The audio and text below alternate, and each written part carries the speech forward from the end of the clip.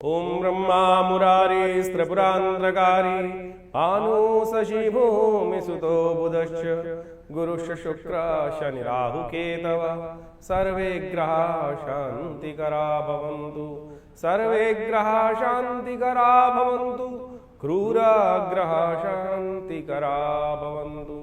नीलांजनं समाभासं रविपुत्रं यमाग्रजं छाया मार्तंडं संभूतं तम नमामि शनिश्चरम्। नमस्कार, स्वागत है आपका आचार्य वाणी में। मैं आचार्य डॉक्टर विक्रमादित्य आपके साथ हूँ और आज का विषय हमारा है मीन राशि वालों के लिए मई के अंतिम भाग में ग्रहों का योगायोग क्या कह रहा है। देखिए, आकाशीय पार्लियामेंट में ग्रहों का परिवर्तन का योग जो बना हुआ है वो बड़ा विचित्र है। इस ज्येष्ठ का महीना चल रहा है और ज्येष्ठ के महीने में समस्त ग्रह परिवर्तन की तरफ जाने की कुछ ना कुछ योग बनाते दिखाई दे रहे हैं। और इस जेठ के महीने में आप समझें जो विशेष तौर पर महीना माना जाता है गर्मी का, प्रचंड गर्मी का, और इस बार विशेष तौर पर सूर्य भी अपनी प्रचंड गर्मी को लेकर इस समय में उपस्थित हैं।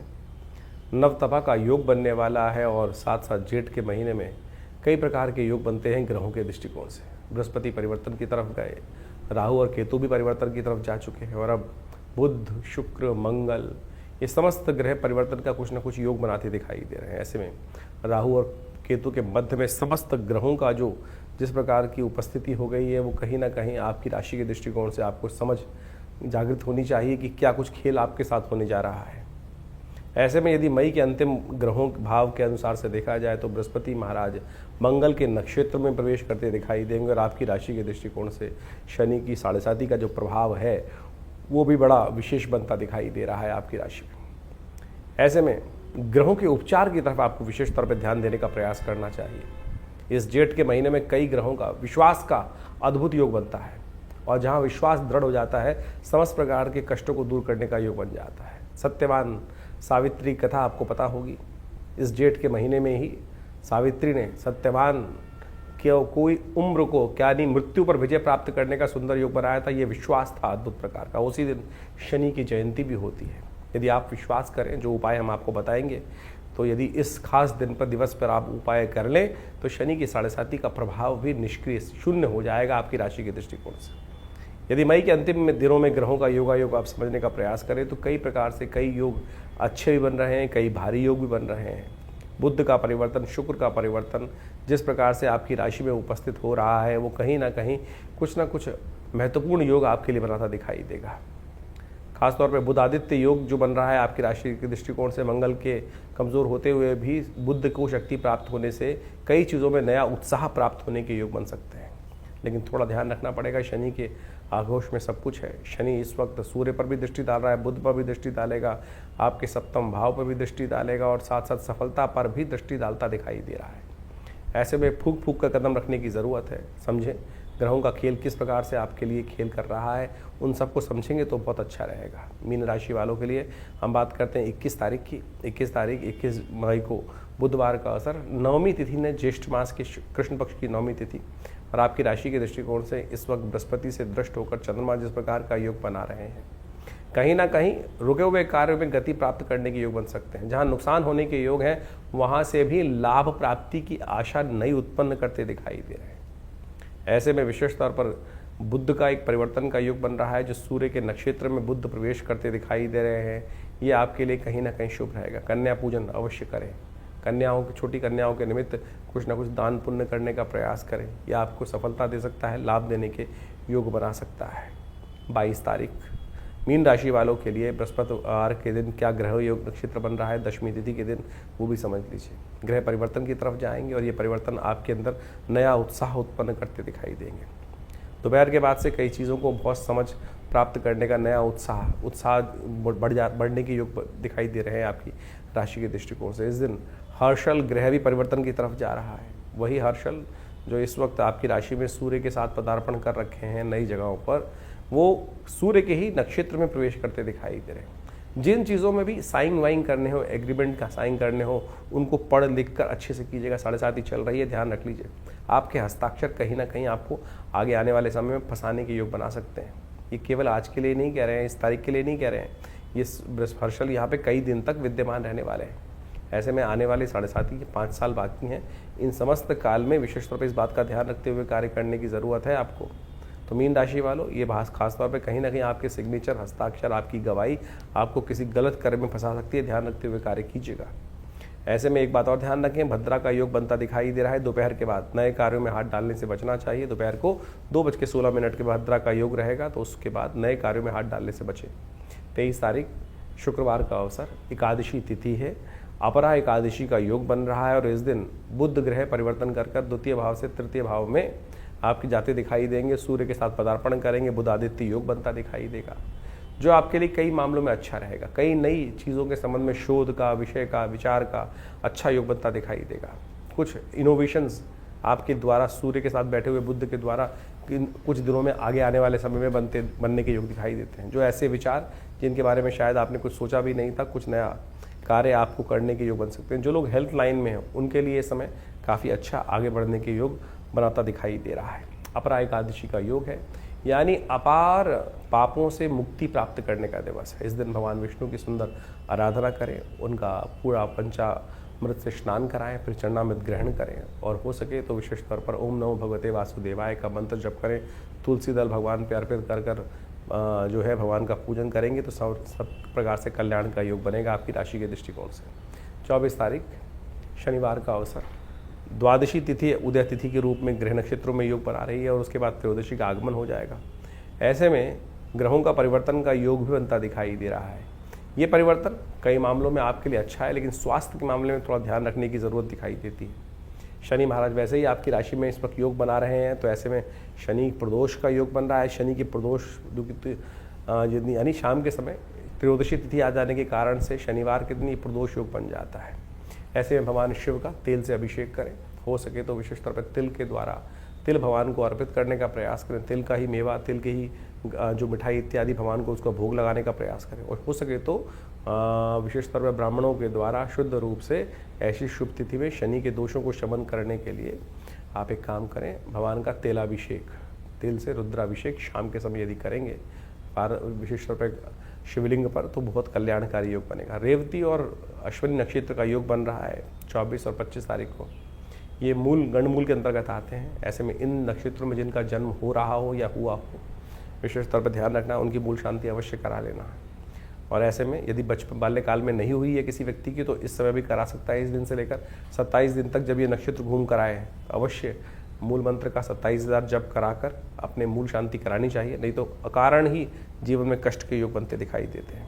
25 तारीख रविवार का अवसर है। त्रयोदशी तिथि इस दिन उदया तिथि के रूप में है और इस दिन सूर्य रोहिणी नक्षत्र में प्रवेश कर रहे हैं। इस दिन से नवताप आरंभ हो रहे हैं। ये भयावह दिन है। सूर्य डायरेक्ट अपने पूरे प्रचंड प्रवेग से पृथ्वी पर आघात करता है और ऐसे में स्वास्थ्य का विशेष तौर पर ध्यान रखने की ज़रूरत है। वैसे तो स्वास्थ्य विशेष तौर पर प्राकृतिक दृष्टिकोण से कहा जाता है कि इन दिनों का ताप यदि पड़ रहा है, बढ़िया तो तेज पड़ रहा है, तो आने वाली वृष्टि में, आने वाले वर्षा ऋतु में अच्छी वर्षा होती है। और इन दिनों यदि बारिश हो जाए तो वर्षा ऋतु में वर्षा कम होती है, ऐसा भी कहा जाता है। तो ऐसे में विशेष तौर पर इस दिन आपके कुंडली के अनुसार से सूर्य महाराज जहाँ चल रहे हैं वो आपके पराक्रम में नया उदय करने की योग बना रहे हैं। नया पराक्रम, नया ताप से उदय होने की योग बनेगा। तो ऐसे में आपको थोड़ा ध्यान रखना चाहिए।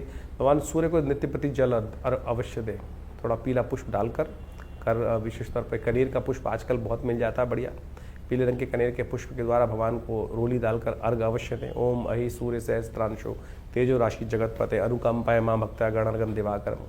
और थोड़ा सा नवग्रहों को शांति की तरफ ले जाने के लिए कि काम करें, नवग्रह शांति महायज्ञ में भाग लें। विवेकानंद योगाश्रम में इस दिन नवग्रह शांति महायज्ञ रहेगा, जो सुबह करीब 8 बजे से लेकर 11 बजे तक भंडारे के साथ चलेगा। आप इसमें अवश्य सम्मिलित हो सकते हैं और आपके ग्रहों को, अनिष्टकारी ग्रहों का योग प्रभाव निष्क्रिय करने के लिए इस दिन लाभ ले सकते हैं। इस दिन मासिक शिवरात्रि भी है, तो गंगा जल से भगवान का सुंदर अभिषेक करें। जेठ मास के अंदर भगवान का गंगा जल से, शुद्ध गंगा जल से, ठंडे गंगा जल से अभिषेक करने से स्वास्थ्य संबंधित अनेक प्रकार की समस्याओं को का निराकरण करने का सुंदर योग बनता है। 26 तारीख का दिन सोमवार का दिवस है, चतुर्दशी उदया तिथि है और उसके बाद अमावस्या का आगमन हो जाएगा। तो करीब 12:11 पर दिल्ली के पंचांग के अनुसार से अमावस्या का आगमन होता दिखाई दे रहा है और उसके बाद सोमवती अमावस्या का योग बनेगा। इस दिन सूर्य बृहस्पति जो विशेष तौर पर ग्रह के दृष्टिकोण से हम देखें तो चंद्रमा जो हैं वो बहुत सुंदर ताकत में आते दिखाई दे रहे हैं। चंद्रमा उच्च के हो जाएंगे, सूर्य के साथ, बुध के साथ, हर्षल के साथ एक सुंदर योग बनता दिखाई दे रहा है। और ये आपकी राशि के दृष्टिकोण से पुरुषार्थ से लाभ प्राप्ति के योग बनाते दिखाई दे रहे हैं। साहस का नया रास्ता बनता दिखाई दे रहा है। आपकी राशि के दृष्टिकोण से अच्छा योग बनेगा। आपके लिए उत्साह में नया कुछ योग बनता दिखाई दे रहा है। ध्यान रखना, समय को सदुपयोग करने के लिए उपयोग करना। कहीं बेकार के चक्करों में काम फंस जाओ और फिर बेकार के काम आप के पल्ले ना पड़ जाए, ऐसे में ध्यान रखने की ज़रूरत है। इस दिन विशेष तौर पर अपने पितरों के निमित्त तर्पण ब्राह्मण भोजन अवश्य कराएं। दोपहर के समय 12 बजे के आसपास अमावस्या का आगमन हो रहा है, तो कोशिश करें इस समय में सुंदर रूप से किसी ब्राह्मण को भोजन करा दीजिए, गाय के लिए बलि निकाल दीजिए। यदि आपके माता पिता या कोई पितृ स्वप्नों में आ रहे हैं बार बार, तो ध्यान रखिएगा उनके निमित्त पितृ से निवृत्ति के लिए इस दिन अवश्य ये कार्य करने का प्रयास करें। गंगा जल से तर्पण भी कर सकते हैं, और ऐसे में घर में गंगा जल पड़ा हो तो उसके द्वारा अपने ऊपर डालकर अभिमंत्रित जल से स्नान कर फिर तर्पण करने का प्रयास कीजिए, वो शुभ रहेगा आपके लिए। 27 तारीख का दिवस बहुत विशेष है और राशि के दृष्टिकोण से विशेष तौर पर मीन राशि वालों के लिए ये बहुत ज़रूरी दिन माना जाता है। इस दिन मंगलवार है, अमावस्या तिथि है और वट सावित्री का पूजन है। साथ साथ बुढ़वा मंगल, तीसरा बुढ़वा मंगल है। हनुमान जी की कृपा प्राप्त करने का अद्भुत दिवस, और हनुमान जी की कृपा जहाँ हो जाती है ना, सब ग्रह एक तरफ हो जाते हैं। शनि जयंती है इस दिन। ऐसे में आपकी राशि के दृष्टिकोण से आपको समझना चाहिए कि इन दिनों शनि की 7.5 का प्रभाव आपके ऊपर बहुत वृहद रूप से उपस्थित है। वैसे तो 7.5 का नाम वृहद कल्याणी माना जाता है, कल्याण करने वाला समय होता है। यदि जो लोग भक्त रहते हैं उनके लिए कल्याण का ही अवसर है। ऐसे में शनि को मनाएं, सदा सुख पाएं। ये दिन विशेष तौर पर शनि के अनिष्टों को दूर करने का योग है, और शास्त्रों में शनि की महिमा अद्भुत कही गई है। कहा जाता है शनि को मनाओ सदा सुख पाओ, और ये शनि जयंती विशेष तौर पर ऐसा ही योग है। आप विशेष तौर पर हर राशि के अनुसार से उसका प्रभाव है, तो ऐसे में शनि को मनाने का अवश्य कार्य करना चाहिए। शनि को यदि हम सही से मना लें तो सत्य माने आपके जीवन में कई प्रकार के योग बन जाएंगे। शनि मानते किससे हैं? शुभ कर्म से। शनि न्यायाधीश हैं, शनि दंडाधिकारी हैं, समस्त आपके कर्म के अनुसार से फल देने वाले हैं। कहा जाता है कि शनि विशेष तौर पर किसी का अहित नहीं करते। हमने वैसे ही शनि को विशेष तौर पर कई प्रकार से दोषारोपण करने का प्रयास किया है कि शनि जो आ जाते हैं तो लोग अच्छे रूप में भयाग्रस्त हो जाते हैं कि शनि आ गए हैं तो पता नहीं। शनि तो न्याय के प्रतीक माने जाते हैं विशेष तौर पर। तो आपको विशेष तौर पर यह समझना चाहिए कि शनि को कैसे मनाएं। शनि को मनाएं शुभ कार्यों से। शनि को मनाने के लिए शनि जयंती अद्भुत है। जैसे आपके जन्मदिन होता है, इसी प्रकार से शनि महाराज का भी जन्म जो है वो ज्येष्ठ मास की अमावस्या के दिन हुआ। और कहा जाता है कि शनि महाराज विशेष तौर पर छाया के पुत्र माने जाते हैं, सूर्य और छाया के पुत्र माने जाते हैं, और समस्त प्रकार के अनिष्टों को जो जीवन में होते हैं फिर दोषारोपण विचारों के ऊपर ही आता है। शनि की दृष्टि का भी बड़ा दोष माना जाता है। तो ऐसे में शनि को मनाने का ये दिन जो है वो बहुत अद्भुत है। आज संसार में बड़ी विचित्र विडंबना उत्पन्न हो गई है कि शनि को मनाने के लिए लोगों ने दुकानें खोल दी हैं। हर जगह कहीं ना कहीं एक आधुनिक देवता के रूप में मंदिर के बाहर भी शनि का मंदिर बना दिया जाता है, और बड़ी से बड़ी मूर्ति कर तेल पे तेल चढ़ाने के बाद कहा जाता है कि शनि प्रसन्न हो जाएंगे। अब मुझे बताइए, तेल चढ़ाने से केवल शनि प्रसन्न हो जाए ऐसा तो हो नहीं सकता। केवल आपको सदकर्म की तरफ अपने आप को प्रेरित करने का प्रयास करना चाहिए।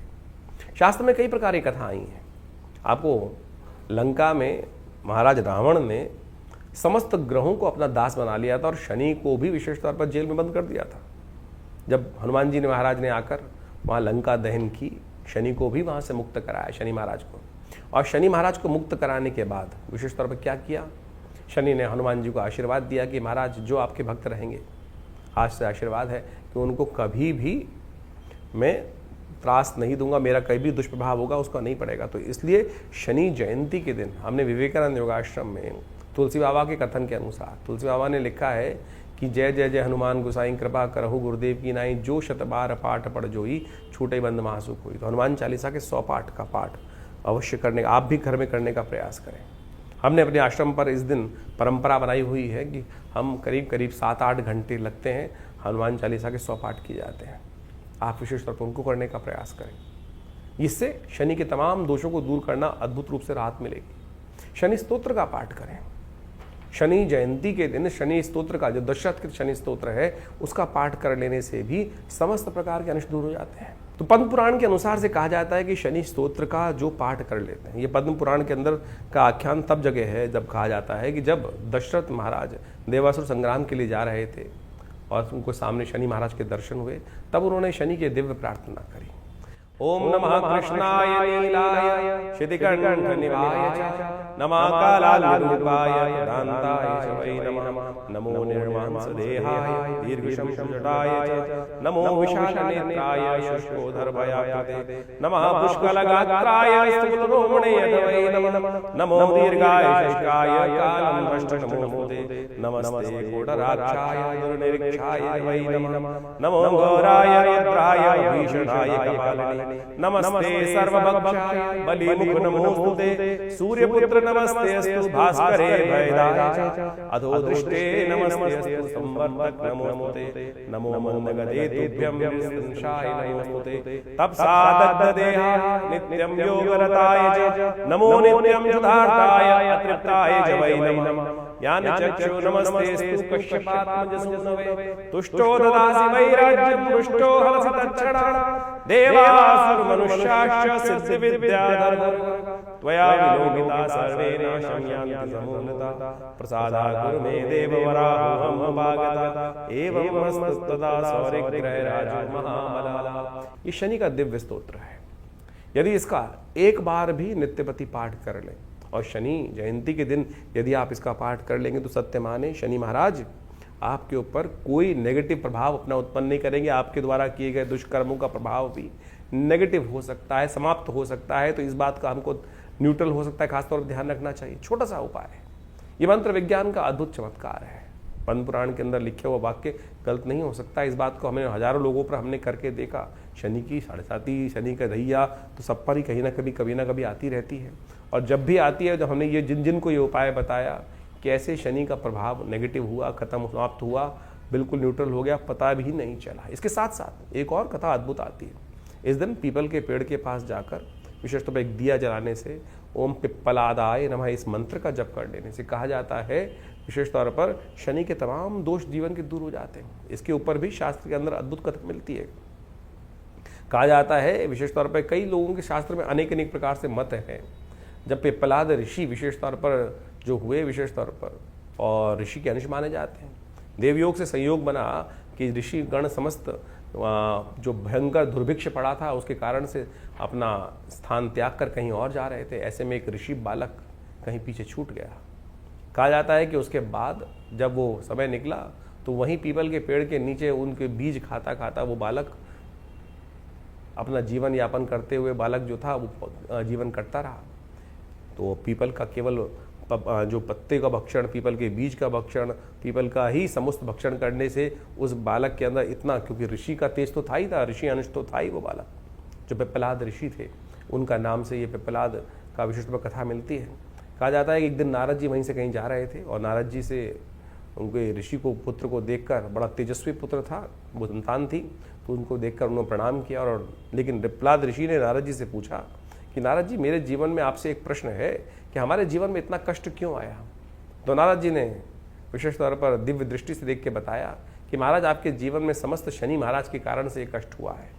तो कहा जाता है कि पिप्पलाद ऋषि जो पुत्र थे उन्होंने आकाश मार्ग पे शनि को देखा और शनि उनके तेज से वहीं जमीन पर आकर पड़े, और जिस कारण से शनि को कहा जाता है ना कि डंडा लेके चलते हैं, उनके घुटने में चोट है, तो वही जब जमीन पर आकर पड़े तो उनके पैर पर ये भयंकर चोट लगने के कारण से अपंगु हो गए शनि महाराज। और उसके बाद ब्रह्मा जी वहाँ उपस्थित होते हैं कथा के दृष्टिकोण से कि ये महाराज शनि के कारण से नहीं, आप ये तो जो भी ये प्रारब्ध के कारण से हुआ है, शनि का इसमें कोई दोष नहीं है। तो शनि तो महाराज जो प्रभाव देते हैं वो कहीं ना कहीं आपके देवयोग से जो कर्म होता है उसके अनुसार से देते हैं। तब आप इनको क्षमा करें, और इनको इनके कारण से पूरी सृष्टि की जो संरचना है वो कहीं ना कहीं अगर ऐसे कहीं जो स्थिति बन जाएगी तो वो कहीं ना कहीं सारा का सारा जो तारतम्य है डोल जाएगा। तो ब्रह्मा जी की आज्ञा से उनको विशेष तौर पर पुनः अपनी जगह पर शनि को स्थापित किया गया।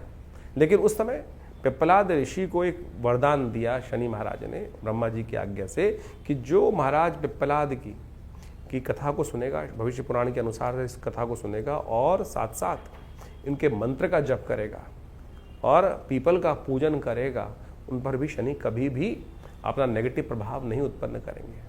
तो मंत्र वही है, ओम पिप्पलादाय नमः।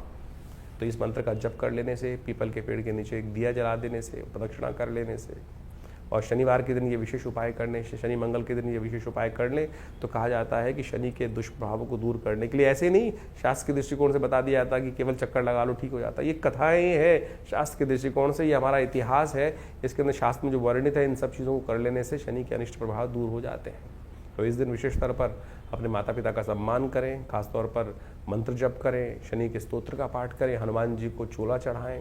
ये समस्त उपाय जो शास्त्र में वर्णित हैं समस्त प्रकार से कल्याण के योग बना। इस दिन अवश्य एक काम और करना चाहिए, इस दिन अपने वजन के बराबर सतनाजे का दान करना चाहिए, अन्न का दान करना चाहिए। और ये सब कार्य कर लेने से क्या होता है, शनि के दुष्प्रभाव से आप अद्भुत प्रकार से दूर हो जाते हैं। तो ये शनि जयंती खाली ना जाए, शनि के तमाम दोषों को दूर करने के लिए अवश्य आप ये समस्त कार्य करने का प्रयास करें। देखिएगा शनि महाराज आप पर कृपा करेंगे और आपके जो किए हुए कहीं ना कहीं जो संचित जो दुष्कर्म है उन सबको क्षय करने का मार्ग, उन सबको समाप्त करने का मार्ग इस अद्भुत योग में बन सकता है। तो अवश्य इसका सहारा लेने का प्रयास कीजिए, कल्याण होने का योग बनेगा। तो इस प्रकार से शनि का जो योग बन रहा है उसका लाभ लीजिए, शनि को मनाइए, हनुमान चालीसा का पाठ करें, शनि स्तोत्र का पाठ करें, अपने लिए तुलादान इत्यादि करने का प्रयास करें, आपके लिए शुभ होगा। 28 तारीख का दिन मीन राशि वालों के हिसाब से बुधवार का दिन, और उस दिन ज्येष्ठ मास का कृष्ण पक्ष आरंभ हो रहा है द्वितीया तिथि से। प्रतिपदा तिथि क्षय हो गई, अब द्वितीया तिथि आरंभ होने जा रही है इस दिन से, और ग्रह नक्षत्रों में परिवर्तन का योग बन रहा है। और इस दिन चंद्रमा बृहस्पति के साथ शुद्ध रूप से आपके लिए बहुत सुंदर योग बनाते दिखाई दे रहे हैं। आपके अपने प्रयासों से, आपके अपने सोर्सेज से आपके लिए लाभ प्राप्ति के योग बनते दिखाई देंगे, रुके हुए कामों में गति आने के योग बनते दिखाई दे रहे हैं। आने वाले 4-5 दिन आपके लिए बहुत अच्छी से लाभ के होते दिखाई दे रहे हैं। सर्वार्थ सिद्ध योग भी बना हुआ है। ऐसे में कोशिश ये करें आपकी राशि के दृष्टिकोण से इस दिन शाम के समय चंद्रमा का दर्शन कर गौ पूजन करें और माता पिता का आशीर्वाद लें, तो आने वाले 2-3 दिनों में बहुत महत्वपूर्ण लाभ प्राप्ति के योग बन सकते हैं। 29 तारीख बृहस्पतिवार का अवसर, और ग्रह नक्षत्रों के दृष्टिकोण से हमें समझना चाहिए कि मीन राशि वालों के लिए ये जो दिन चल रहे हैं कई प्रकार से 7.5 में भी एक रक्षा कवच आपको प्राप्त हुआ दिखाई दे रहा है। इस दिन विशेष तौर पर ग्रह नक्षत्रों के दृष्टिकोण से आपकी राशि के अंतर्गत कई प्रकार से योग बन रहा है। केवल शांत होकर जिद को त्याग कर काम करने का प्रयास कीजिए। क्या होता है कई बार झुककर भी काम करना बनाना पड़ जाए तो बना लेना चाहिए। थोड़ी अकड़ को त्यागने का प्रयास करें, अननेसेसरी पे जिद पे ना अड़ें तो आपके लिए अच्छा रहेगा। पीली चीज़ों का दान करें, हो सके तो विशेष तौर पर भगवती पार्वती का पूजन करें, रंभा देवी का पूजन करके महालक्ष्मी का सुंदर स्तवन करने से लाभ प्राप्ति के योग बनेंगे। 30 तारीख शुक्रवार का अवसर है, और मीन राशि के दृष्टिकोण से आपकी राशि के दृष्टिकोण से ऐसा योग बन रहा है कि आप अपनी चाल में मस्त होकर चलने का आपको प्रयास करना चाहिए। सुबह भी अच्छी दिखाई देती है, शाम को आपकी शक्ति बहुत अच्छी रहेगी, और जिन चीज़ों में हाथ डालेंगे उनमें कहीं ना कहीं लाभ रास्ते बना पाएंगे आप। ऐसे ग्रह योग बनते दिखाई दे रहे हैं। इस दिन मृगशिरा नक्षत्र, मंगल के नक्षत्र में ही चंद्रमा मंगल के साथ विराजमान है, और मृगशिरा नक्षत्र में ही मंगल के नक्षत्र में ही बृहस्पति प्रवेश करते दिखाई दे रहे हैं। यह आपके लिए कहीं ना कहीं ज्ञान से लाभ प्राप्ति के योग बनते दिखाई दे रहे हैं। ऐसे में गौ पूजन करें, हो सके तो खट्टे फलों का दान करें, आपके लिए शुभ रहेगा। भद्रा है, सुबह 10 बजे से आरंभ हो जाएगी। नए कार्यों में हाथ मत डालना, इस बात का ध्यान रखना है। 31 तारीख शनिवार का अवसर, पंचमी तिथि विद्यमान है, और मीन राशि वालों के लिए एक बात बहुत महत्वपूर्ण समझने की है कि इस दिन शुक्र भी परिवर्तन की तरफ जा रहे हैं। थोड़ा ध्यान रखने की ज़रूरत पड़ेगी। थोड़ा मन जो है बहुत ज़्यादा थोड़ा सा गलत तरफ जा सकता है, उसको संभाल के रखने की ज़रूरत रहेगी। गर्मी है, थोड़ा दिमाग की गर्मी को कम करने का प्रयास करें, और थोड़ा सा गलत रास्ते पे ना जाएं, इस बात का ध्यान रखें। हो सके तो कन्या पूजन नित्य प्रति करें, छोटी कन्याओं की सेवा करने का प्रयास करें, वो आपके लिए अच्छा रहेगा। ये ज्येष्ठ का मास बहुत अद्भुत है। आपने ग्रहों का योगायोग तो देखा ही, लेकिन इस ज्येष्ठ के मास में अद्भुत योग बनते हैं। इस बार तो ग्रहों का परिवर्तन भी बड़े विचित्र प्रकार से हुआ है इस ज्येष्ठ के महीने में। चाहे वो बृहस्पति का परिवर्तन का योग बना हो, चाहे वो विभिन्न और ग्रहों के परिवर्तन के योग बन रहे हो, राहु का ग्रह का परिवर्तन का योग बना हो, चंद्रमा इत्यादि तो हर बार परिवर्तन की तरफ जाते हैं। सूर्य, बुध, शुक्र, ये सब के सब परिवर्तन की तरफ जा रहे हैं। इस ज्येष्ठ के मास में कई सारे ग्रहों का विशेष परिवर्तन जो 18-18 एक साल में एक बार होते हैं, वो सब परिवर्तन होने के योग बने, और इन सब परिवर्तनों के अनुसार से उन सब का प्रभाव अभी आपने समझा कि आने वाले कुछ दिनों में किस प्रकार का आपके ऊपर रहेगा। इन समस्त प्रभावों को, शुभ प्रभावों को और शुभ बनाने के लिए, अशुभ प्रभाव को दूर करने के लिए ग्रह नक्षत्रों के दृष्टिकोण से जो विभिन्न उपाय हमने आपको बताए, उनका इस ज्येष्ठ मास में करने से कई गुना अधिक लाभ होता है। एक तो सबसे बड़ी बात मान लीजिए कि ज्येष्ठ का महीना असंभव को संभव करने का दिन है। असंभव को संभव करने का मतलब होता है कि विशेष तौर पर यानी मृत्यु तक पर विजय प्राप्त करने का सुंदर अवसर बन जाता है। वट सावित्री का व्रत जिस दिन शनि जयंती होती है उसी दिन किया जाता है। सावित्री ने सत्यवान के शरीर को यानी आत्मा को वापस लाकर मृत्यु पर विजय प्राप्त करने का एक सुंदर योग बनाया कर्म के द्वारा। यानी कर्म के द्वारा आप यमराज पर भी विजय प्राप्त करने के योग बना सकते हैं। असंभव सतित्व के कारण से, सतित्व के प्रभाव से ये दिवस केवल वटवृक्ष की पूजा करने का नहीं होता है। ये ज्येष्ठ मास में आने वाली अमावस्या के दिन इस बात को प्रतिपादित करता है कि आप यदि सत्यनिष्ठ हैं, आप यदि सत्य के अनुसार चल रहे हैं, कर्म को दृढ़ मान रहे हैं और अपने ऊपर विश्वास रखते हैं, अपने कर्म पर विश्वास रखते हैं, तो असंभव को भी संभव कर सकते हैं। यही सबसे पहले श्रद्धा और विश्वास की आवश्यकता है अध्यात्म के अंदर। इसी चीज को कारण के विशेष तौर पर जो ज्योतिष के दृष्टिकोण से योग बनते हैं, चाहे अशुभ योग बन रहे हैं, उनको ठीक करने के लिए सबसे पहली आवश्यकता आपके विश्वास की है। कई सारे लोग केवल इसी बात पर चलते हैं, कुछ नहीं होता, सब कुछ होता है। ये सत्यवान सावित्री की जो कथा है, जो वट सावित्री के दिन की जाती है, वो केवल ऐसे ही कपोल कल्पित नहीं है। जब उस व्यक्ति, जब आप सोचे कि यमराज के द्वार से वापस लाने केवल अपने सत्यनिष्ठ साधना के कारण से, सतित्व के प्रभाव से कि नहीं हम भी कर सकते हैं, तो इस बात को समझ लें। शास्त्र में कहा है गुह्यम ब्रह्म तदिदम ब्रवीमि नहीं मानुषा श्रेष्ठतरम हि किंचित। ये उपनिषद का वाक्य है, साफ साफ समझाता है कि ये जो आपका शरीर, मेरा शरीर जो है, ये छुपा हुआ ब्रह्म है। इसकी जो वो है वास्तविक तौर पर शक्ति अपरंपार है। परमात्मा तो नहीं, परमात्मा से कम भी नहीं है। इस बात को हमें ध्यान रखना चाहिए। हम अपने आप को एक छोटा सा कुछ भी ऐसा भाव मान के बैठ जाएं कि हमारे बस की कुछ नहीं है, तो कुछ नहीं हो पाएगा। तो सबसे पहले तो विश्वास जगाएं, और आपके विश्वास जगाने से वही ओम नमः शिवाय का मंत्र, वही ओम नमो नारायणाय, ओम नमो भगवते वासुदेवाय, राम नाम का मंत्र चमत्कार करके दिखा सकता है। ये समस्त ग्रहों को विशेष तौर पर विजय प्राप्त करने के लिए हमको अपने ऊपर विश्वास जगाना पड़ेगा। ज्येष्ठ का मास इस प्रकार से अद्भुत योगा योग को लेकर आता है। ज्योतिष विज्ञान के अनुसार से आपको समझ में आना चाहिए। आज विभिन्न जो बड़े बड़े योग साइंटिस्ट लोग हैं, वो विभिन्न प्रकार से हर चीज़ को एनालाइज करके बताते हैं, लेकिन ज्योतिष के अंदर सोचें कि रोहिणी नक्षत्र में सूर्य जाता है, और इस बार विशेष तौर पर ग्रहों का योगा योग जो बना, वो विशेष तौर पे हमने आपको बताया कि किस प्रकार से 25 तारीख को रोहिणी में नक्षत्र में सूर्य जाने के कारण से जो ऐसा ताप, पृथ्वी पर सूर्य का सबसे अधिक ताप पड़ने के योग बन जाते हैं। उसके बाद 9 दिन नवतपा के रूप में जाने जाते हैं। सबसे भयंकर गर्मी का विशेष दिन माना जाता है। सूर्य की बिल्कुल सीधी किरणें पड़ रही होती है, और कहा जाता है कि इन दिनों में जितनी ज़्यादा गर्मी पड़ेगी, जितनी कम बारिश होगी, उन दिनों में वर्षा ऋतु में उतनी ज़्यादा वृष्टि उस क्षेत्र में सुंदर रूप से होने के योग बनेंगे। ये अनुभव का विषय है। ज्योतिष शास्त्र के अनुसार से जो अनुभव किया गया, देखा गया, उन सब पर विश्वास कर उन सब के कारणों को जानकर निवारण का रास्ता बनाया गया। सोचें कितना सुंदर अनुसंधान ज्योतिष विज्ञान के अनुसार से हमारे ऋषियों ने आज से हजारों साल पहले करके बताया। ये सब विज्ञान भारतीय संस्कृति में ही प्रतिपादित किया गया, और आज पूरा विश्व उसका लाभ लेने के लिए सुंदर रास्ता अपना रहा है। तो ज्योतिष पर विश्वास जगाएं, और उसका जो निवारण करने का तरीका है, चाहे वो मंत्र विज्ञान हो, चाहे वो दान पुण्य हो, हमने वैदिक ज्योतिष के अनुसार से, पुराणों के मत के अनुसार से, वो सब जगह जगह विभिन्न योगों के अनुसार से, जो आपकी जन्मपत्री के अनुसार से, आपकी राशि के अनुसार से योग बन रहे हैं, उसके अनुसार से ये सब भाव वार्ता रखी है।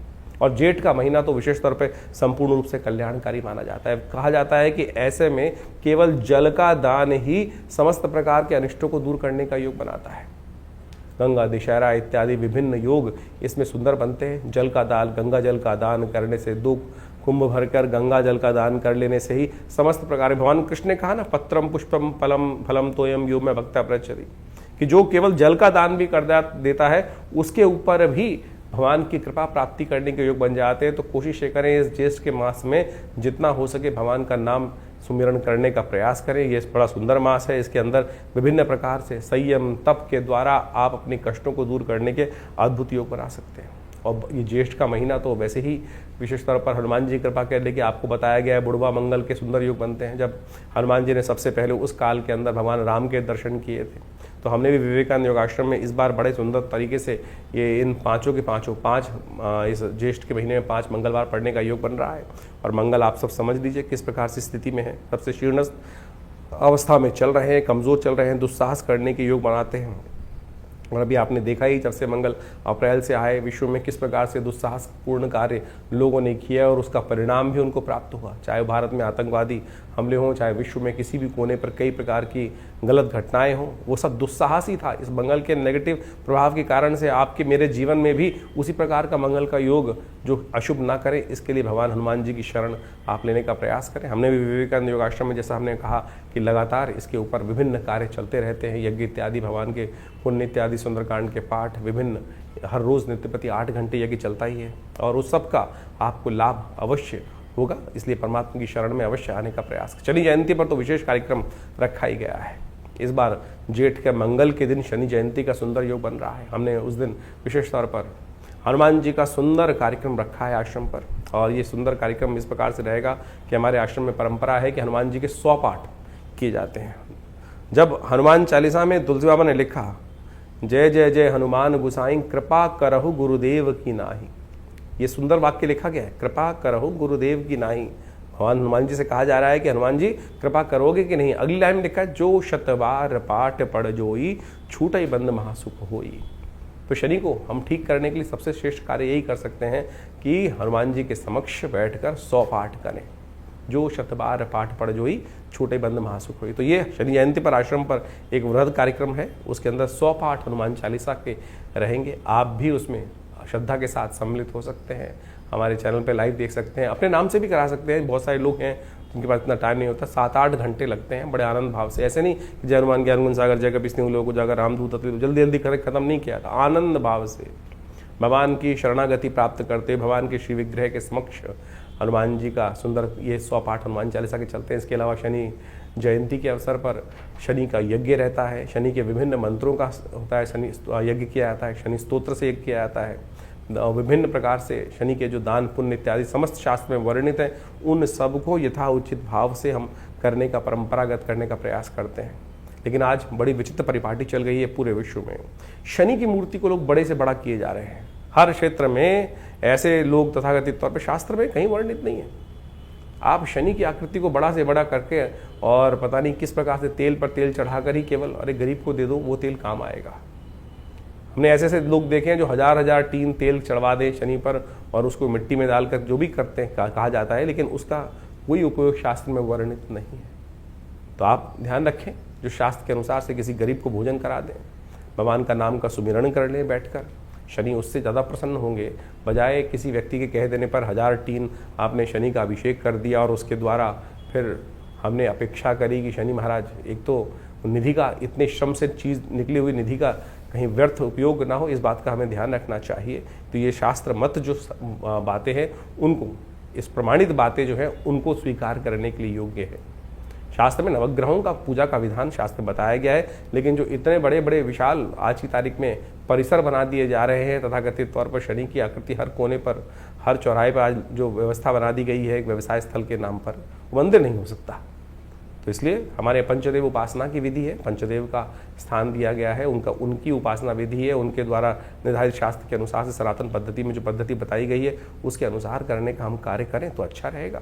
शास्त्र में जो विधियां हैं उनके अनुसार से कार्य करने का हमको प्रयास करना चाहिए, तो वो हमेशा कल्याण के युग बनाएगा। आपकी जन्मपत्री में विभिन्न प्रकार के युग बन रहे हैं, जैसे हमने कहा कि ग्रहों का परिवर्तन ज्येष्ठ मास में बहुत विचित्र प्रकार से हो रहा है। चाहे वो मंगल हो, विशेष तौर पर समस्त ग्रहों को आप देखें तो वो सब के सब परिवर्तन की तरफ जा रहे हैं।